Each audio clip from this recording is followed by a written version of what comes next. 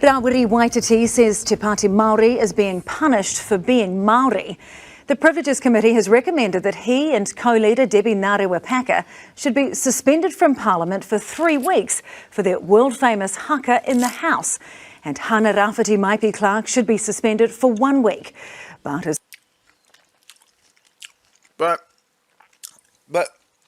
haka, cool.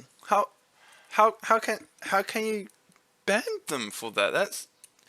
That's bullshit. Just these bloody old people with their respect bullshit. God damn, someone actually does something cool for once and they have to be punished for it. God damn, these fucking boomers. It was here last year where this momentous display took place.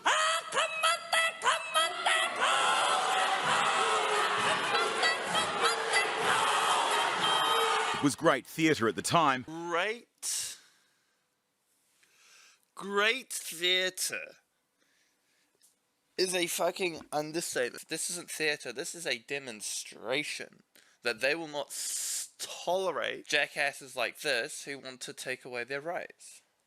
Okay?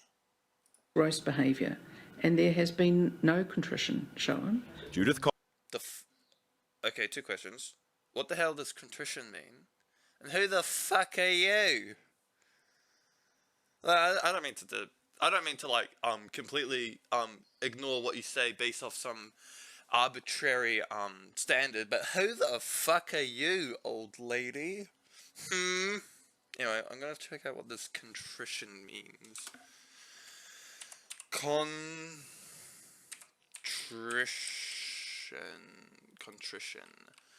A state of feeling of remorseful and penitent. Yeah, I don't think they would feel contrition, because the Te Parti Maori are in the right. Well, the left, but they're in the right. Okay, lady. Okay, let's see what Collins chairs the Privileges Committee, which is charged with enforcing Parliament's rules and is often referred to as Parliament's court. So here we are at the crux of the matter. It is not the haka, it is not about tikanga, it is not about the Treaty of Waitangi. It is about following the rules of Parliament. That we are all about following the rules of the treaty. Because need I remind you, the treaty wasn't followed in the fucking first place. If you actually pay attention to history, okay, remember the Crown said that the Maori will have sovereignty over their own land, and that the government will be allowed to do government stuff, right? But that didn't end up happening. The Crown just be like, oh, you signed a treaty? Well, we're going to take your land. And when the Maori said, hey, we don't agree to this, they were just like, well, we're taking it anyway, and we're going to kill you, because you're violating the contract, which is like, you're violating the contract. Ugh. Bruh moment. obliged to follow, and that we all pledge to follow. Her verdict for Waititi and Ngarewa. Yeah, and it's just... okay, then the video goes on about the other opinions of other guys. But, yeah. And also, another history tidbit is that, look at her, she's so happy. Look at the happy old lady, and I'm like with that. Whoa. And they took the Maori children to be indoctrinated under the Crown, right? Putting them into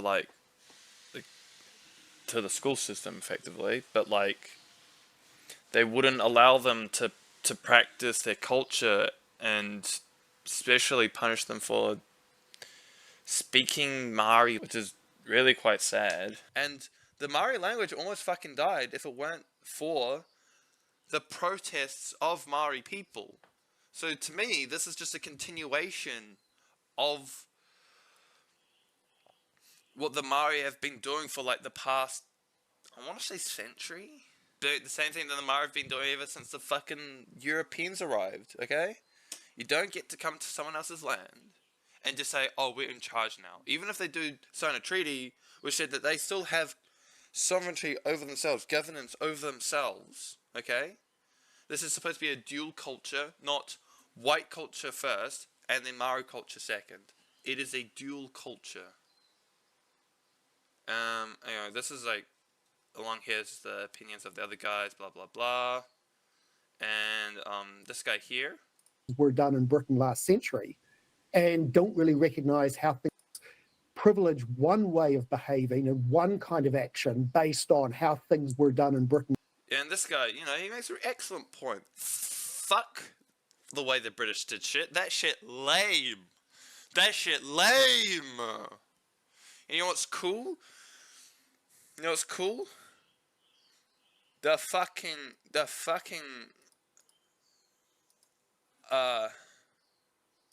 haka.